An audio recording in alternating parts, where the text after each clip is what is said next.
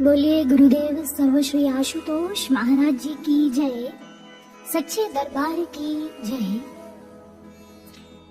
आदरणीय सत्संग प्रेमियों, सर्वप्रथम दिव्य ज्योति जागृति संस्थान की ओर से आज के इस कार्यक्रम में आप सभी का हार्दिक स्वागत करते हैं, हार्दिक अभिनंदन करते हैं। किसी ने बहुत अच्छा कहा, तेरी यादों को पसंद आ गई है मेरी आंखों की नमी, तेरी यादों को पसंद आ गई है मेरी आंखों की नमी, हंसना चाहूं तो रुला देती है तेरी कमी, रुला देती है तेरी कमी। बिल्कुल सत्य बात है। यह यादों की दुनिया बड़ी विचित्र होती है, लेकिन इनके किस्से कितने पुराने हैं यह कहना बहुत ही कठिन है। फिर भी इनकी कहानी मानव सभ्यता के विकास की जितनी ही पुरानी है, और यह कहना भी बड़ा अर्थहीन लगता है कि इन यादों के बिना जिया भी जा सकता है, क्योंकि इंसान की पहचान उसकी यादों से होती है। वह स्वयं को वही समझता है जो उसकी यादें उसे बताती हैं, और हम में से प्रत्येक व्यक्ति के पास यादों का एक बक्सा रहता है, जिसमें से कुछ यादें हमारी रातों की नींद उड़ा देती हैं, कुछ हमें रुला देती हैं और कुछ हमारे चेहरे पर मुस्कुराहट ला देती हैं। जो यादें हमारी आंखों में आंसू और दिल में दर्द पैदा करे, उन यादों को प्रत्येक व्यक्ति भुला देना चाहता है, मिटा देना चाहता है। और सत्संग प्रेमियों, हम आपको बताना चाहेंगे, पिछले दिनों ऐसी ही खबर बड़ी चर्चा में रही कि आप अपनी यादों को भुला सकते हैं, उन्हें मिटा सकते हैं। एक बात हम स्पष्ट करना चाहते हैं, प्रत्येक व्यक्ति अपनी मीठी और अच्छी यादों को सहेज कर रखना चाहता है और बुरी एवं कड़वी यादों को ही भुला देना चाहते हैं। और ऐसी ही खोज हुई कैलिफोर्निया की स्टैनफोर्ड यूनिवर्सिटी में, जहां प्रोफेसर कार्ल डिजोरेथ ने एक रिसर्च की, और उस शोध में उन्होंने सिद्ध किया कि व्यक्ति के दिमाग में जो उसकी बुरी यादें हलचल पैदा करती हैं, उन्हें मिटाया जा सकता है, उन्हें समाप्त किया जा सकता है। ये रिसर्च तो और आगे बढ़ रहा है, लेकिन इस रिसर्च में जो एक तकनीक की विशेष भूमिका रहती है, उसका नाम होता है ऑप्टोजेनेटिक्स। दुनिया भर के समस्त वैज्ञानिकों का ऐसा दावा है कि हमारे दिमाग के अंदर कुछ न्यूरॉन्स होते हैं, और इस ऑप्टोजेनेटिक टेक्निक के माध्यम से, इस तकनीक के द्वारा दिमाग के न्यूरॉन्स को कुछ विशेष प्रकार की प्रोटीन्स दिए जाते हैं, और जब उन पर नीले रंग की रोशनी पड़ती है तो वह न्यूरॉन्स एक्टिवेट हो जाते हैं, सक्रिय हो जाते हैं। और वैज्ञानिकों का कहना है, इस रिसर्च के माध्यम से, इस प्रकार से इस तकनीक का प्रयोग कर हम अच्छी यादों को मानव के मस्तिष्क में सदा के लिए स्थिर बना के रख सकते हैं और बुरी यादों को मिटाया जा सकता है। ये तो रही बात विज्ञान की, लेकिन आप सोचकर देखिए साधकों, सत्संग प्रेमियों, विचार करके देखिए कि आने वाले समय में, भविष्य में यादों की दुनिया कितनी रोमांचकारी बनने वाली है, कितनी दिलचस्प होने जा रही है। अगर विज्ञान का दृष्टिकोण ले तो शायद आप किसी अच्छी याद को ऑनलाइन ऑर्डर कर सके, या अपनी बुरी याद को दिमाग से निकलवाने के लिए, मिटाने के लिए आप किसी लैब में पहुंच जाए। ऐसा भी हो सकता है, लेकिन फिर भी यह कहना अतिशयोक्ति नहीं होगा कि यादों का पंछी कब कहां समय की किस डाल पर जाकर बैठ जाए, यह समझ नहीं पाते हम। उसमें से कुछ यादें होती हैं जो अंधेरा बनकर हमें डराती हैं, कुछ दीपक बनकर हमारे मार्ग को प्रकाशमय बना देती हैं, और कुछ यादें होती हैं हमारे बचपन के दिनों की भोली और मासूमियत से भरी हुई यादें। उन यादों में होता है खेल कूद की कहानियां, उन यादों में होती है हमारी किताबों की दुनिया, लेकिन कुछ यादें होती हैं, स्मृतियां होती हैं संबंधों की, उन संबंधों से जो हमें पीड़ा मिली होती है, जो हमें दुख मिला होता है, वो यादें हमें बहुत दुखी और परेशान कर देती हैं। और आपको जानकर आश्चर्य होगा कि विज्ञान इस रिसर्च में कब आगे बढ़ेगा, या इसे कब इम्प्लीमेंट या क्रियान्वित करेगा यह तो नहीं पता, लेकिन लोग अपनी बुरी यादों से पीछा छुड़ाने के लिए आगे बढ़ चुके हैं।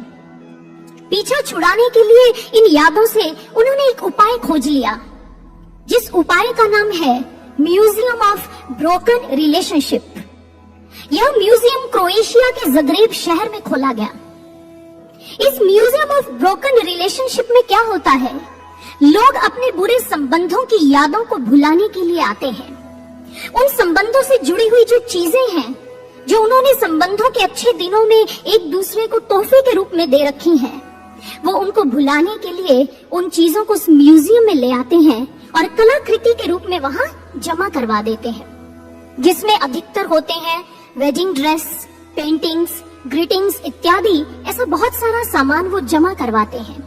और अमेरिका के लॉस एंजलिस शहर में भी म्यूजियम ऑफ ब्रोकन रिलेशनशिप खुल चुका है, जो इन दिनों बहुत ही लोकप्रिय हो चुका है।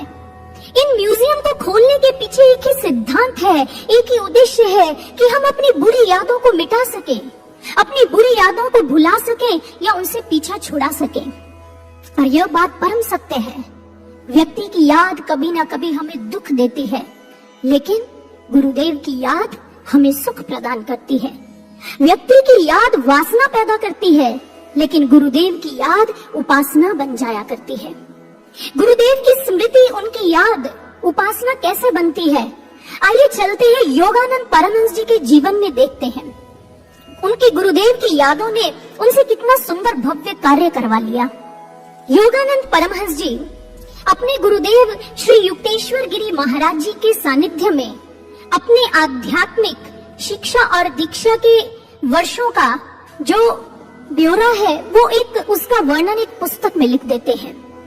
उन्होंने एक पुस्तक लिखी और उसमें अपने गुरुदेव के जीवन संबंध में उन्होंने बहुत ही हृदयंगम शब्द चित्र खींचा। वे लिखते हैं कि मुझे याद है मेरे गुरुदेव ब्रह्म मुहूर्त में ही उठ जाया करते थे।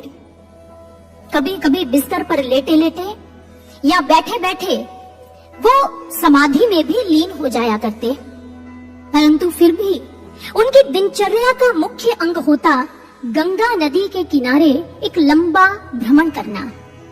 और योगानंद जी आगे उस पुस्तक में लिखते हैं, मुझे आज भी याद है उस प्रातः कालीन भ्रमण में मैं भी अपने गुरुदेव के साथ होता, मैं भी उनके साथ रहता और एक तरफ प्रातः कालीन सूर्य नदी को उष्ण कर रहा होता और दूसरी तरफ ज्ञान के अधिकार से ध्वनित होता उनका स्वर गूंज रहा होता। मेरे गुरुदेव नदी के किनारे भ्रमण करते करते ही मुझे आध्यात्मिक शिक्षा रत्न प्रदान कर देते। उनका एक एक शब्द ज्ञान से तराशा होता।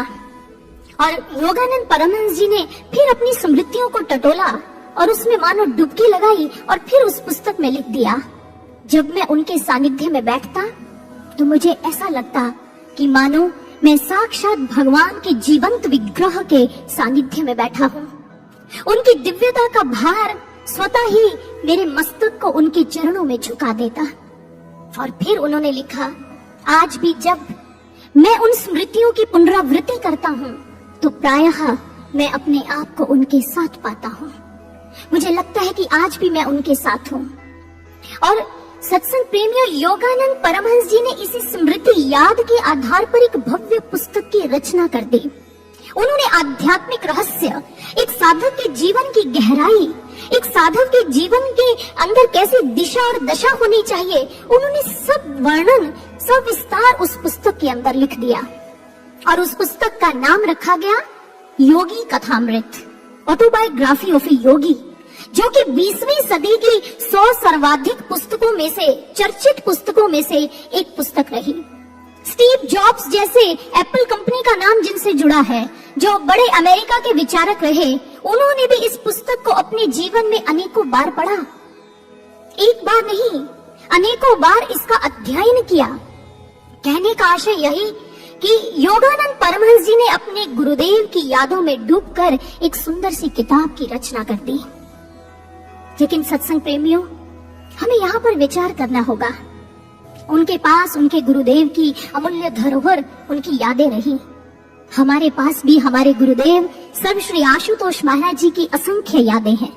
हम में से प्रत्येक के जीवन में उनकी बहुत यादें हैं, जिन यादों के कारण आज भी हम गुरु महाराज जी से अपना संपर्क साध लेते हैं, संपर्क स्थापित कर लेते हैं। आइए चलिए आज कुछ समय के लिए अपने उन यादों के पिटारे को खोल लेते हैं। खोल लीजिए आज उस पिटारे को और उसमें से बाहर आने दीजिए अपने गुरुदेव से संबंधित अपनी यादों को। आपको याद होगा जो महाराज श्री के बहुत पुराने प्रेमी हैं, यानी कि शिष्य हैं, वे साधक जानते हैं जब मिशन की शुरुआत हुई, दिव्य ज्योति जागृति संस्थान की नींव महाराज श्री ने नूर महल में एक छोटी सी कस्बे से रख दी, तो वो पुराने शिष्य जानते हैं उस समय महाराज जी के सानिध्य में कुछ अनुयायी ही आया करते थे। लेकिन देखते ही देखते ये कारवां इतना बढ़ गया कि दिव्य ज्योति जागृति संस्थान की शाखाएं पूरे विश्व में फैल गई और महाराज जी के आशीर्वाद और उनकी कृपा से आज पूरे विश्व के अंदर उनके असंख्य अनुयायी हैं। और आपको याद होगा कि ये जो यादें हैं, हमारी यादें हमारे मिशन से भी जुड़ी हुई हैं, क्योंकि इसकी नींव हमारे गुरुदेव ने रखी है। हमारी यादों का एक आकर्षण केंद्र क्या रहता है? जब हम लोग अपने घर से आते हैं आश्रम के अंदर सेवा करने के लिए या सत्संग कार्यक्रम को श्रवण करने के लिए, तो उस समय जब हम आश्रम के भव्य पंडाल में आकर विराजमान होते हैं, जहाँ सत्संग हमें श्रवण करवाया जाता है, तो इस पंडाल में आकर हम सभी की यादों का मुख्य केंद्र बिंदु होता है हमारे गुरुदेव का ये भव्य आसन, जो मंच के बीचों बीच लगाया जाता है। आपको याद होगा जब गुरु महाराज जी इसी आसन पर विराजमान होकर अपने प्रवचन किया करते। एक स्मृति आपके मानस पटल पर दस्तक दे रही है इस समय। उस स्मृति को अपने मन का द्वार खोलकर अंदर आने दीजिए।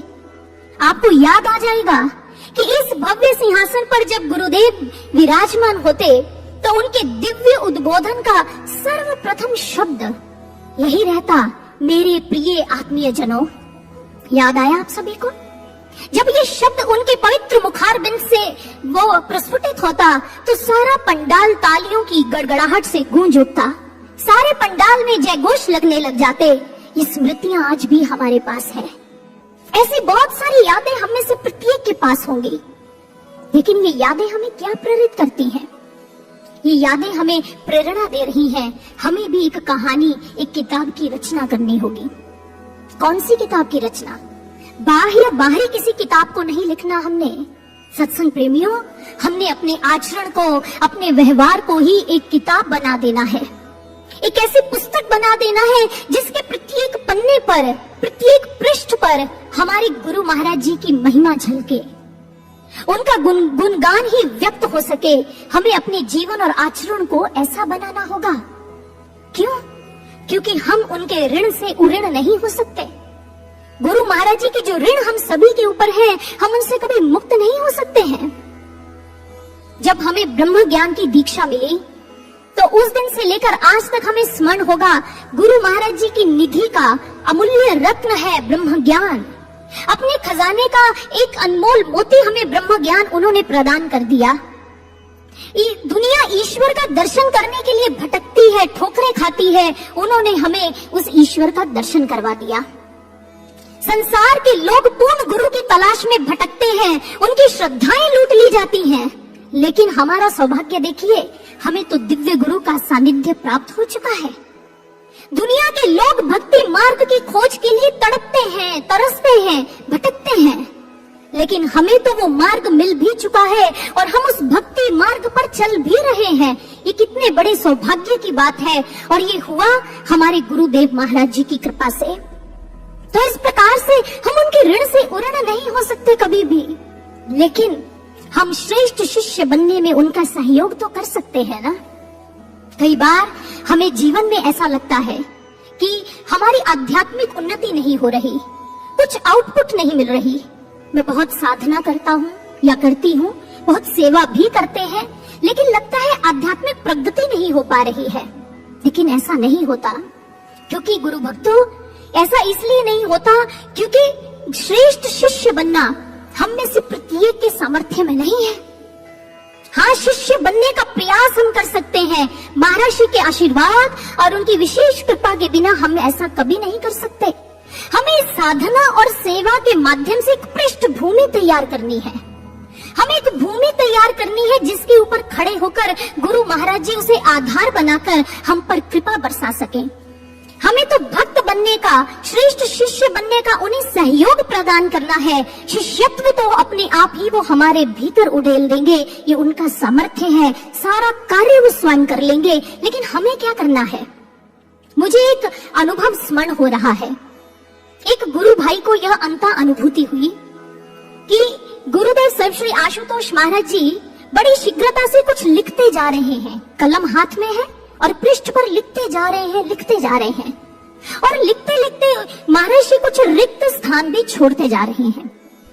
अब गुरु भाई से रहा नहीं गया, उन्होंने महाराज जी को पूछ लिया। उन्होंने कहा, हे गुरुदेव, ये मुझे अब क्या दिखा रहे हैं, मैं समझ नहीं पा रहा हूँ। आप क्या लिख रहे हैं और लिखते हुए आप ये खाली जगह क्यों छोड़ रहे हैं? महाराज जी ने उनको संबोधित किया, उनको समझाया कि मैंने एक नई अनोखी कहानी लिख दी है, मैंने एक नया इतिहास लिख दिया है। अब उसका पात्र कौन कौन बनेगा ये तुम लोगों पर निर्भर करता है, इसलिए मैंने ये रिक्त स्थान छोड़ दिया है। और महाराज जी के भजनों की वो पंक्ति भी तो हमें संबोधित कर रही है, एक अनोखी नई कहानी का सुपात्र बन जाना है, अपने सत्कर्मों से ही धरती को स्वर्ग बनाना है। एक अनोखी नई कहानी का सुपात्र बनना है। एक होता है सुपात्र, कुपात्र, अपात्र, कृपा पात्र, दान पात्र। ये पात्र के आगे लगे विशेषण हैं, उसकी विशेषताएं हैं। महाराज जी ने कहा तुम्हें सुपात्र बनना होगा। सुपात्र का अर्थ क्या होता है? उत्तम अधिकारी। अगर तुम इस मार्ग पर चलने के लिए हमसे विशेष कृपा मांग रहे हो, विशेष अनुदान चाहिए, तो तुम्हें अपनी योग्यता प्रमाणित करनी होगी इस समय में, क्योंकि इस समय बहुत विशेष है। तुम्हें उत्तम अधिकारी बनना होगा, उत्तम पात्रता सिद्ध करनी होगी, उसमें इस विशेष कृपा को, विशेष अनुदान को डाल दिया जाएगा और तुम इस भक्ति मार्ग पर चलने के लिए दृढ़ हो जाओगे। इसलिए इस अनोखी कहानी का सुपात्र बनाने के लिए गुरुदेव कई बार अपने शिष्य को अपने बाहरी सानिध्य से दूर कर देते हैं। बाहरी तौर पर गुरुदेव का सानिध्य प्राप्त नहीं होता शिष्य को बहुत बार। ऐसा क्यों होता है? चलिए आपको बताते हैं। पुराणों के अनुसार कहा जाता है कि माँ विशालाक्षी अपने भक्तों को, अपने शिष्यों को कमठ दीक्षा प्रदान करती है। कमठ का भाव होता है कछुआ, और शास्त्रीय दृष्टिकोण के अनुसार जो मादा कछुआ होती है वह अंडों को जन्म देकर उनसे दूर चली जाती है। वो उनको न अपने स्पर्श ताप से, न दृष्टि भाव से सेती है, अपितु उनसे दूर चली जाती है। लेकिन दूर जाकर भी निरंतर उसका चिंतन उन अंडों पर, अपने बच्चों पर लगा रहता है। वो सतत और निरंतर अपनी चिंतन तरंगों से अपने बच्चों का पूर्ण विकास करती है, उन्हें परिपक्व कर देती है और उनमें से बच्चों का पूर्ण निर्माण हो जाता है। ठीक इसी प्रकार से सद्गुरु भी अपने शिष्य को बहुत बार अपने बाहरी सानिध्य से वंचित कर देते हैं, दूर कर देते हैं। कारण क्या है? इसलिए क्योंकि शिष्य के भीतर आत्मविश्वास और आत्म जागृत हो सके, वो उसमें उत्पन्न हो सके। शिष्य ये न समझे कि वे उन्हें कम प्रिय है। गुरुदेव के लिए प्रत्येक शिष्य बहुत प्रिय होता है। उनके लिए अपना प्रत्येक शिष्य विशेष होता है, साधारण नहीं, विशेष हुआ करता है। वो उसको अकेला यूं ही नहीं छोड़ते हैं इस भक्ति मार्ग पर। वो शिष्य को तो दूर कर देते हैं, लेकिन स्वयं शिष्य के अत्यंत समीप आ जाते हैं। समीप कैसे आते हैं? शुभ चिंतन से, अच्छी प्रेरणाओं से, सुप्रेरणाओं से वो निरंतर शिष्य का निर्माण करने लग जाते हैं। इसका अर्थ यही माना जाता है अध्यात्म में कि गुरुदेव अपने शिष्य के अत्यंत समीप हो गए, चाहे शिष्य बाहरी तौर पर उनसे दूर ही क्यों नहीं दिखाई दे रहा है। वे अगर हमारी कोई सेवा सफल होती है तो उसके पीछे गुरुदेव का प्रेम ही झलकता है। कई बार हम अपनी सेवा में बड़े आनंद की अनुभूति प्राप्त कर लेते हैं। सेवा सफल होती है, हम बड़े प्रसन्न होते हैं, हर्षित होते हैं कि मेरी सेवा सफल हो गई जो गुरुदेव ने लगाई। लेकिन इसमें भी अहंकार में आने की आवश्यकता नहीं है। ये सेवा जो सफल हुई है ये हमारा सामर्थ्य नहीं है गुरु भक्तों, इसके पीछे गुरुदेव का प्रेम और उनका आशीर्वाद होता है। शिष्य के प्रति जो हमारी प्रत्येक सेवा सफल हो जाया करती है और वो स्वयं को अपने शिष्य में अभिव्यक्त कर समाज को प्रसाद दिया करते हैं। कई बार आपने देखा होगा कुछ लोग आपको मिलते हैं, जब वो मिलते हैं कुछ निराश होते हैं, परेशान होते हैं, तो आप उनको आध्यात्मिक कुछ दृष्टांत सुना देते हो, आध्यात्मिक चर्चा उनके साथ करते हो, गुरु की महिमा, सत्संग के विचार उन्हें आप ऐसे परोस देते हो कि वो बहुत ही उत्साहित हो जाते हैं, उस निराशा से बाहर निकल जाते हैं। लेकिन वो व्यक्ति एक बात पहचान लेते हैं, वो आपसे पूछते हैं कि आप किस धार्मिक संस्थान से जुड़े हो, आपके गुरुदेव कौन है, क्योंकि संसार के लोगों को समझ आ जाती है कि ये हमसे कुछ अलग लग रहा है, इसके विचारों ने ही हमें खड़ा कर दिया, इसका अर्थ इसके पीछे कोई विशेष शक्ति और आशीर्वाद कार्य कर रहा है। तो हम बताते हैं कि हम दिव्य ज्योति जागृति संस्थान से जुड़े हैं, गुरुदेव सर श्री आशुतोष महाराज जी से हमने ब्रह्म ज्ञान की दीक्षा प्राप्त की है। तो हम उनको कई बार आश्रम में भी ले आते हैं, वो आते हैं आश्रम में और सत्संग श्रवण कर फिर इस ज्ञान दीक्षा से जुड़ जाते हैं। ये तो वही बात हुई जैसे किसी ने बहुत सुंदर कहा, तेरी तस्वीर में वो रंग भरा है मैंने, तेरी तस्वीर में वो रंग भरा है मैंने, लोग देखेंगे तुझे और पूछेंगे मुझे। क्योंकि लोग पहचान जाते हैं हमारे जीवन की बदरंग तस्वीर को, अगर भक्ति के रंगों से किसी ने सराबोर किया है तो वो पीछे गुरुदेव की शक्ति है, अन्य कोई नहीं है। इसलिए गुरुदेव स्वयं को शिष्य में अभिव्यक्त कर समाज को प्रसाद देते हैं और इस प्रकार से वो शिष्य को अगर बाहरी सानिध्य से दूर करते हैं बाह्य तौर पर, तो उसके पीछे यही भावना होती है उनकी कि शिष्य को अपनी स्नेहिल भावनाओं से वो परिपक्व बना देते हैं ताकि वो इस अध्यात्म के भक्ति के मार्ग पर चलने के लिए दृढ़ हो सके, उसके भीतर दृढ़ता आ सके। इसका अर्थ यह न लगाए कि बाहरी तौर पर गुरुदेव का सानिध्य, उनका वात्सल्य नहीं मिल रहा तो हमारे गुरुदेव ने हमें भुला दिया है, ऐसा कभी नहीं हो सकता है। मुझे एक अनुभव याद आ रहा है इसी के संदर्भ में। एक बार किसी गुरु भाई ने अपनी अंतः अनुभूति में ध्यान के माध्यम से यह देखा, यह अनुभव देखा कि गुरु महाराज जी एक क्यारी में छोटे छोटे पौधे लगे हैं, उन पौधों को अपने हाथों से बड़े प्रेम से सहलाते चले जा रहे हैं, बड़ा प्रेम दे रहे हैं और महाराज जी के पास ही बहुत बड़ा बाग भी बना है जो कि बहुत ही विशाल और सुंदर है देखने में। उन गुरु भाई ने उसी अनुभव में महाराज जी को कहा, उन्होंने कहा, गुरुदेव आप क्या इस क्यारी के छोटे छोटे पौधों को सहला रहे हो, अपने पीछे मुड़कर देखिए कितना सुंदर विशाल और मनोरम बाग बन गया है, ये बाग आप क्यों नहीं देखते हैं। गुरुदेव ने उन भाई को देखकर कहा, गुरु भाई को देखकर उन्होंने कहा, ये छोटी क्यारी जो इसके छोटे पौधे हैं इसी से ये बहुत बड़ा बाग बना है। जानते हो ये छोटे छोटे पौधे नहीं हैं, ये मेरे वो पुराने शिष्य हैं। जब हमने इस मिशन का प्रारंभ किया, जब इस मिशन की शुरुआत की, तब भी इन लोगों ने हमारे वचनों पर विश्वास किया और आज भी हमारे वचनों पर विश्वास करके बड़ी अडिगता से इस मार्ग पर आगे बढ़ते चले जा रहे हैं। ये छोटे छोटे पौधे हमारे वो पुराने शिष्य हैं। अरे बाद में तो बहुत सारे और लोग आ जाएंगे इस मिशन से जुड़ने के लिए, लेकिन हम उन पुराने भक्तों को कभी नहीं भूल सकते जिन्होंने उस समय में भी हमारे वचनों पर विश्वास किया। हम इन्हें नहीं भुला सकते और ये सदैव हमारे स्नेह के पात्र बने रहेंगे। ऐसा ही तो सूरदास जी के साथ हुआ। सूरदास जी ध्यान में बैठे, तब उन्होंने सुदामा और भगवान श्री कृष्ण जी की मैत्री का प्रकरण अपने ध्यान के भीतर देखा। जब देखा तो वो देख रहे हैं कि सुदामा द्वारिका नगरी में जा रहे हैं। द्वारिका नगरी में भगवान श्री कृष्ण जी से भेंट करने के लिए। मार्ग पर चलते हुए सुदामा के मन में मिले जुले भाव आ गए और उन्हीं मिले जुले भावों को सूरदास जी ने लिख दिया अपनी वाणी में। उन्होंने लिखा, सुदामा सोचत पंथ चले, कबहू करी मिलहई हरि मोही को, भय सगुना तब भले। सूरदास जी बताते हैं सुदामा जा रहे हैं, उनके मन में एक भाव आ गया, भगवान श्री कृष्ण ने मुझे भुला तो नहीं दिया होगा, यदि नहीं भुलाया तो मुझे अगर याद रखा तो क्या वो मुझे वैसे ही मिलेंगे जैसे पुराने समय में मुझे अपना मित्र कहकर सुदामा सुदामा कहकर पुकारते हुए मुझे मिला करते थे। बस इन्हीं विचारों में जब सुदामा द्वारिका पहुंचे तो गुरु भक्तों, हम आगे का इतिहास जानते हैं। भगवान श्री कृष्ण जी नंगे पांव दौड़े चले आए। उनके मुख पर भी सुदामा सुदामा का नाम था और आकर वो अपने मित्र सुदामा से लिपट गए। वर्षों का बिछोह कुछ ही क्षणों के अंतराल में तिरोहित हो गया, समाप्त हो गया। वर्षों के बाद दोनों ऐसे मिले, लगा कि कभी बिछुड़े ही नहीं, कभी इनमें वियोग ही नहीं हुआ।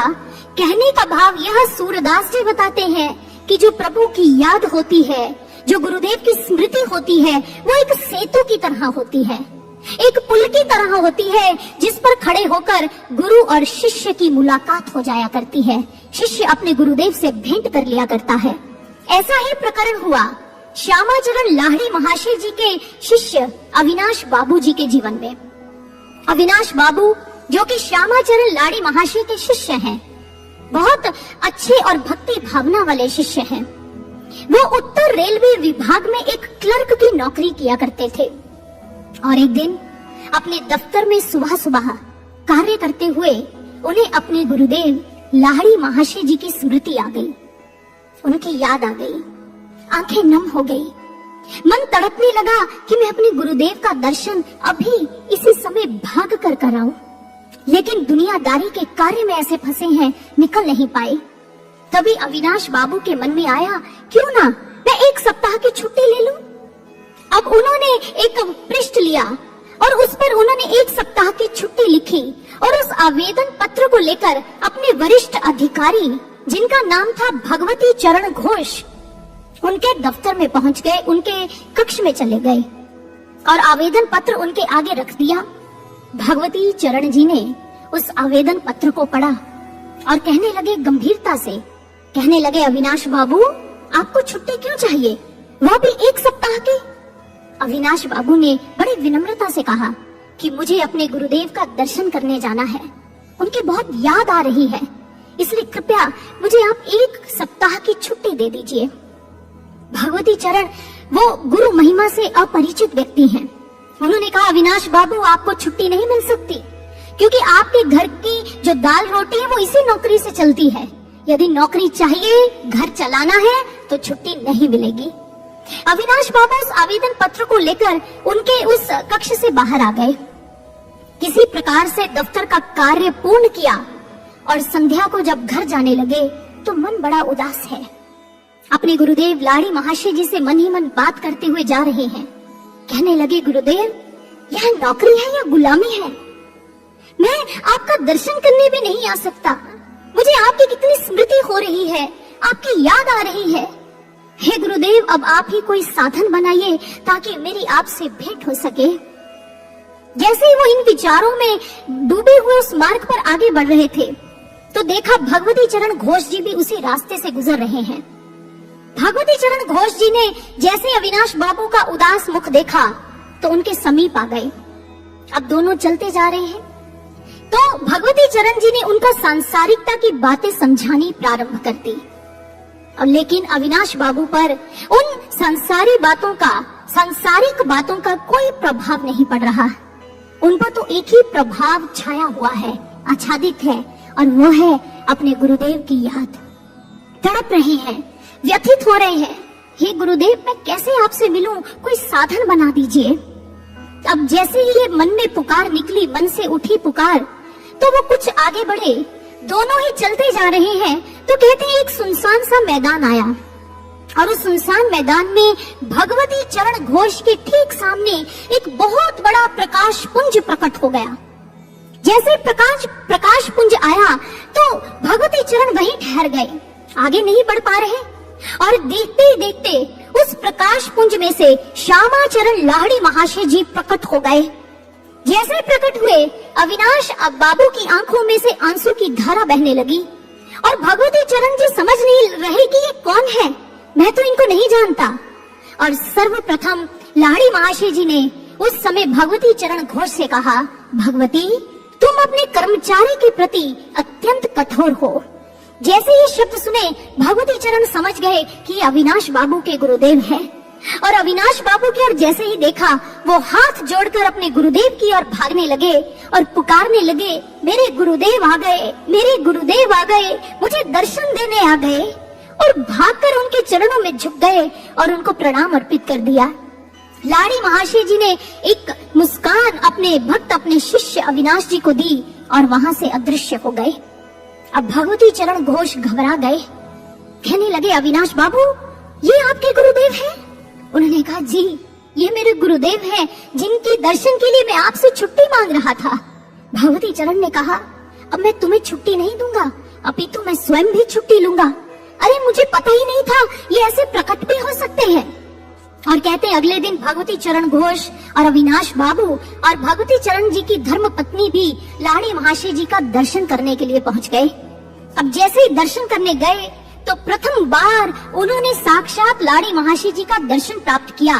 और लाड़ी महाशय जी ने फिर मुस्कुराकर कहा, भगवती, तुम अपने कर्मचारी के प्रति अत्यंत कठोर हो। भगवती चरण वही इन शब्दों को सुनकर वही उनके चरणों में गिर पड़े, फूट फूट कर रोने लगे और क्षमा मांगने लगे। और उसके बाद कहते हैं, भगवती चरण घोष और उनकी धर्म पत्नी को भी लाड़ी महाशय जी ने आध्यात्मिक दीक्षा दी, उन्हें भी ईश्वर का दर्शन करवाया और वो उनके शिष्य बन गए। कहने का भाव क्या है? यह दृष्टांत हमें सीख देता है कि यदि हमारे मन में गुरु के दर्शन के लिए सच्ची भावना है, हमारी यादें इतनी तीव्रता का वेग धारण कर लेती हैं कि पुकार बनकर हमारे अंतःकरण से एक नाद उठने लगता है, तो गुरुदेव भी साधन बनाते हैं अपने शिष्य से भेंट करने के लिए। गुरु महाराज जी के भजनों की वो दो पंक्तियां मुझे बहुत याद आ रही हैं इस समय। गुरु महाराज जी हमें ये भजन अक्सर मंच से सुनाया करते थे, कभी डगमगाने मत देना श्रद्धा और विश्वास तुम, हर विपदा में हमें पाओगे हर पल अपने पास तुम। याद है ना आपको ये पंक्तियां? महाराज जी ने एक शर्त रखी, तुम्हारे जीवन में कैसी भी विपत्ति हो, विकट परिस्थिति हो, कोई भी परिस्थिति आ जाए, लेकिन यदि तुम श्रद्धा और विश्वास का दामन थाम कर चलते रहोगे, इस भक्ति मार्ग पर आगे बढ़ते रहोगे, तो मेरा वचन है, हर विपदा में हमें पाओगे हर पल अपने पास तुम। उस समय हर विपत्ति में, हर मुसीबत में तुम हमें अपने पास खड़ा पाओगे, अपने साथ साथ पाओगे। ये महाराज जी का वचन है जो कि अटल है, अटूट है, अकाट्य है। और एक वचन महाराज जी ने हमें और दिया कि मैं समाधि से शीघ्र लौट कर आऊंगा, तो महाराज जी का यह वचन भी अवश्य प्रमाणित होगा, अवश्य सत्य सिद्ध होगा। और बस शर्त रखी है कि श्रद्धा और विश्वास को थाम कर चलते जाना है, वो अपने आप साधन बना लेंगे। हमें क्या करना है? हमें तो समय की नब्ज को पकड़ना है। आपने भजन भी सुना होगा ना, पहचानो वक्त की चाल को। वक्त की चाल को कौन पहचानते हैं? जो श्रेष्ठ शिष्य बनने के प्रयास में प्रयासरत रहते हैं। आपने अक्सर टेलीविजन पर एक प्रतियोगिता में एक वाक्य अवश्य सुना होगा। वह वाक्य क्या है? आपका समय शुरू होता है अब। सुना है ना आप सभी ने? और उस समय में उस व्यक्ति को जो प्रतियोगिता में शामिल बैठा है, उसको 15 से 30 सेकंड का समय दिया जाता है। 15 to 30 सेकंड्स के इस निर्धारित समय सीमा में उस व्यक्ति को अपनी आज तक की सभी जानकारियों को खंगाल कर उत्तर खोजना होता है। उस समय उस व्यक्ति को लगता है जो एक एक क्षण बीत रहा है ये अनंत काल के समान हो रहा है। और उस समय उस व्यक्ति के साथ जो दर्शक भी इस प्रतियोगिता में बैठे होते हैं, वो दर्शक भी श्वास रोककर उस व्यक्ति के साथ एकाकार हो जाया करते हैं। और उस समय उस व्यक्ति में और दर्शकों में जो सजगता जन्म लेती है, वह अत्यंत बहुमूल्य होती है, बड़ी महत्वपूर्ण होती है। और सजगता में बंधा हुआ यह समय दर्शकों के मन को ऐसे बांध लेता है कि उन्हें पता ही नहीं चलता कि ये समय कब निकल गया, समय कब व्यतीत हो गया। हे गुरु भक्तों, सत्संग प्रेमियों, ठीक इसी प्रकार से जब से हमारे गुरुदेव ने समाधि धारण की है, उस समय से हमारी परीक्षा का काल भी शुरू हो चुका है। जब से गुरु महाराज जी समाधि में गए हैं, तब से हमारी परीक्षा भी प्रारंभ हो चुकी है।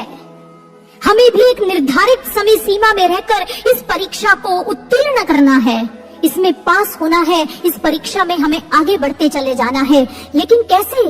सजगता के साथ, सतर्कता के साथ, हमें सजग बनने की आवश्यकता है। सजगता कैसी होती है, चलिए आपको बताते हैं।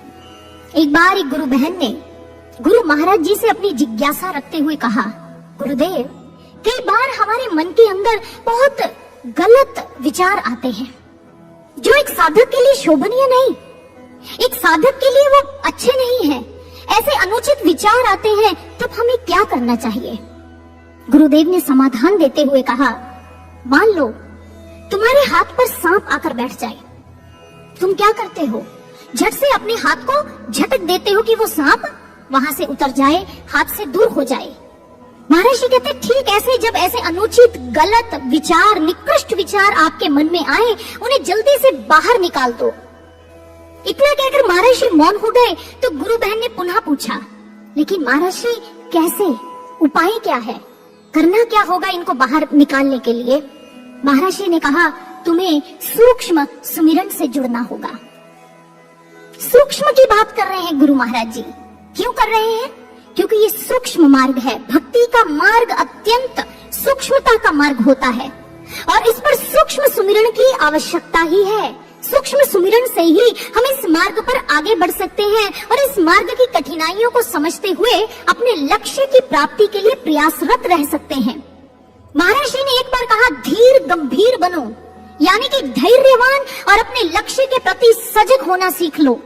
अब आप देखिए, जो व्यक्ति सजग नहीं होता जीवन में, तो उसकी दशा कैसी होती है। कहने का भाव यही है सत्संग प्रेमियों कि संसार में भी सही चलने के लिए, ढंग से रहने के लिए सजग होने की आवश्यकता है। तो ये तो भक्ति मार्ग है, ये आध्यात्मिक मार्ग है। इस मार्ग पर तो अत्यंत गहराई होती है, गंभीरता होती है और उसकी गहराई को समझने के लिए हमें उसकी सूक्ष्मता से जुड़ना होगा, उसकी गहराई को समझना होगा, सजग होना होगा। महाराज जी ने फिर आगे कहा, इसलिए अपने मन की चौकीदारी स्वयं करो, पहरेदारी करो अपने मन की। अपने मन से उठने वाले हर विचार का निरीक्षण, परीक्षण करो, क्या ये मेरे लिए उचित है या अनुचित है। अगर अनुचित है तो सूक्ष्म सुमिरन से जुड़कर, यानी कि गहरी ध्यान साधना में उतरकर उसे बाहर निकाल दो। अपने जीवन में ऐसी सजगता लेकर आओ। सजग जो हो जाता है उसे कैसा लाभ मिलता है, इसका भी महाराज जी ने एक अनुभव के माध्यम से समाधान दिया। आपको ये अनुभव हम क्यों सुना रहे हैं साथ साथ इन विचारों के?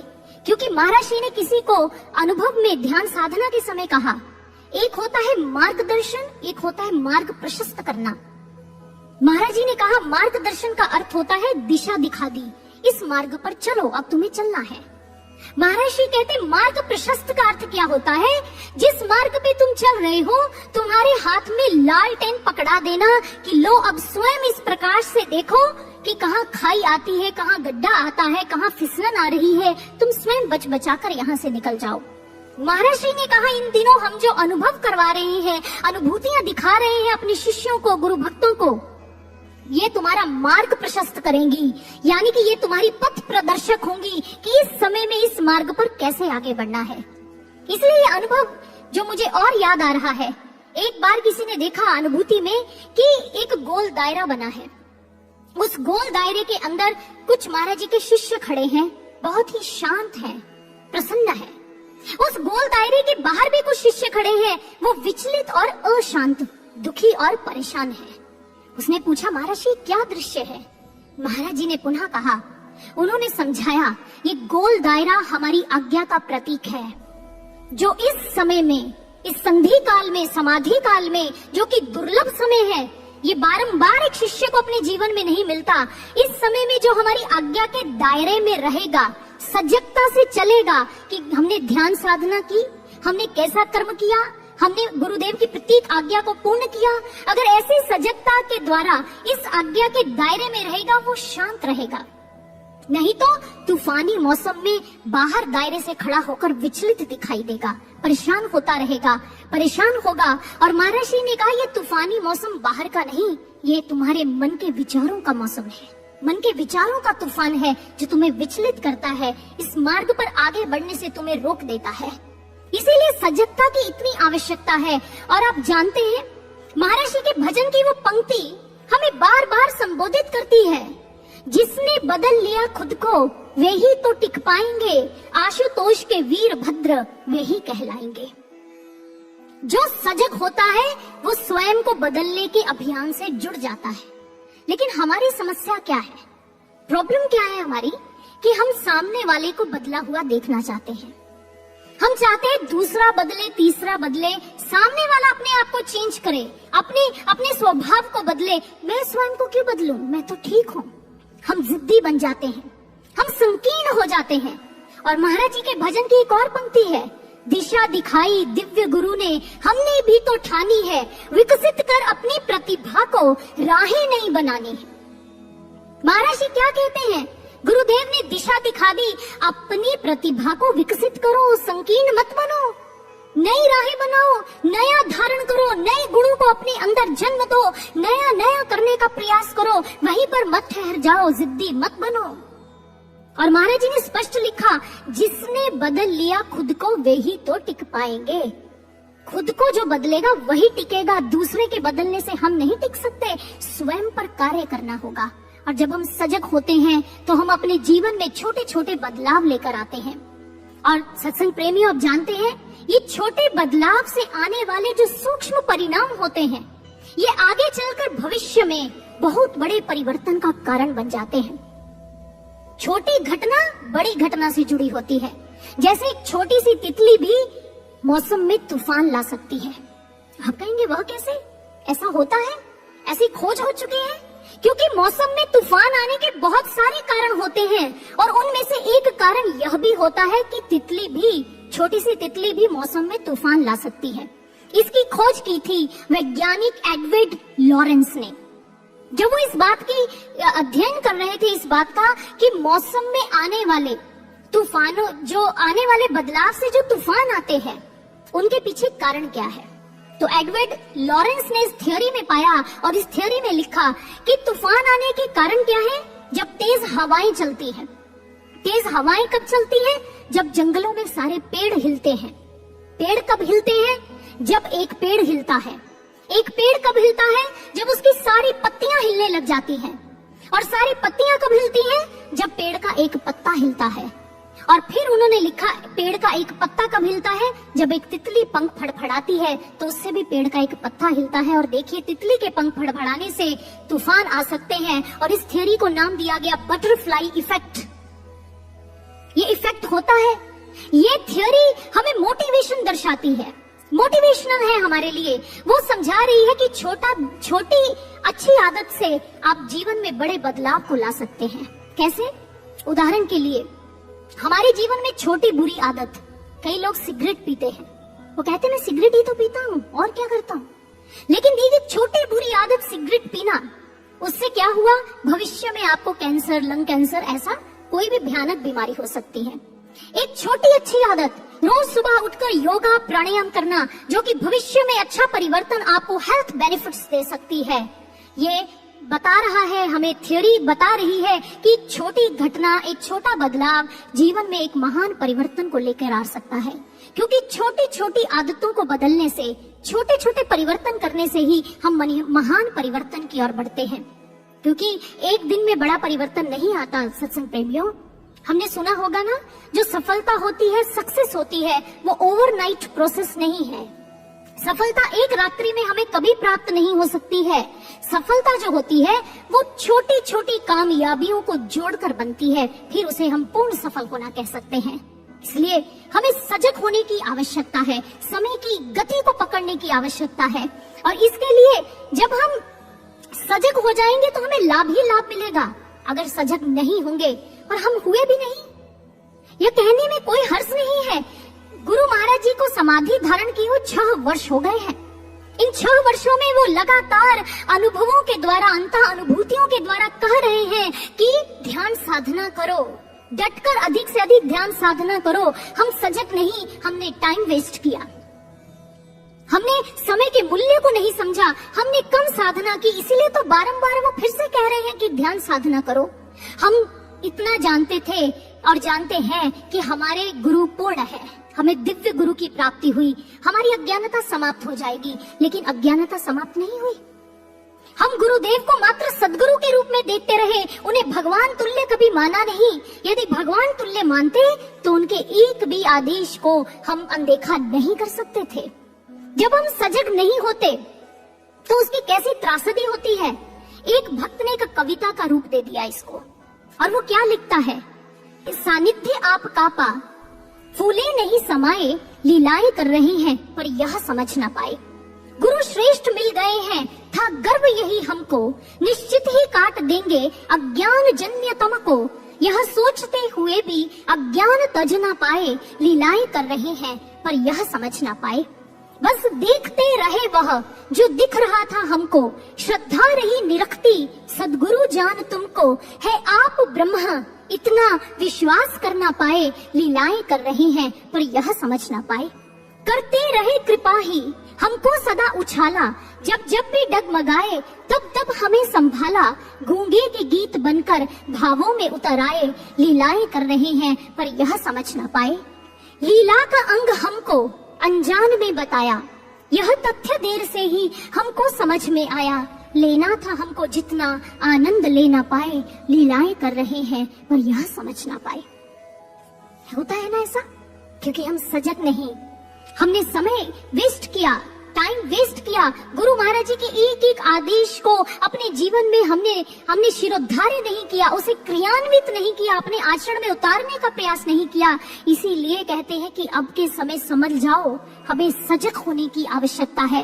और जो शिष्य सजग हो जाता है फिर वो गुरु के आदेश को ब्रह्म वाक्य जान लेता है और समझ लेता है हमारे गुरुदेव ने जो समाधि धारण की वो उनकी लीला है, हमें तो इस लीला में लगे रहना है। और वो क्या कहता है, अब आपका संदेश ब्रह्म वाक्य लग रहा है, कोई भ्रम हमें अब किंचित न ठग रहा है। लीला में आप अपनी रखना सदा लगाए, लीलाएं कर रहे हैं यह तथ्य जान पाए, यह तथ्य जान पाए। फिर हमें सारी बात समझ लगती है। इसलिए गुरु भक्तों, आज के समय में हमें कितनी सजगता की आवश्यकता है। महाराज जी ने एक अंतः अनुभूति में कहा, जो कोरोना वायरस पूरे विश्व में फैल गया है, पूरे विश्व के लोगों को संक्रमित कर रहा है, सारा विश्व आज परेशानी में दुखों में डूब चुका है, उसके लिए तुम ब्रह्म ज्ञानियों का एक दायित्व बनता है, एक कर्तव्य है। तुम्हें अपने घर में बैठकर खूब ध्यान साधना करनी होगी। महर्षि ने कहा, क्योंकि मानव धर्म सर्वोपरि धर्म है और हमारा कर्तव्य है कि हम मानवता के लिए आगे बढ़कर आए और उसके लिए हम अधिक से अधिक ध्यान साधना अपने घरों में बैठकर करें। महाराज जी ने एक उदाहरण से समझाया उस अंतः अनुभूति में। उन्होंने बताया कि जैसे एक व्यक्ति अपने बिजनेस को आगे बढ़ाने के लिए अपनी एक एक पाई लगा देता है, अपने कारोबार को फैलाने के लिए एक एक पाई उसमें लगा देता है, पूंजी निवेश करता है। महाराज जी ने कहा, ठीक ऐसे ही तुम में से प्रत्येक में जितना सामर्थ्य है अपना सारा सामर्थ्य ध्यान साधना करने में लगा दो, ताकि इस विश्व के अंदर इस त्रासदी को रोका जा सके, मानवता के धर्म का निर्वहन किया जा सके।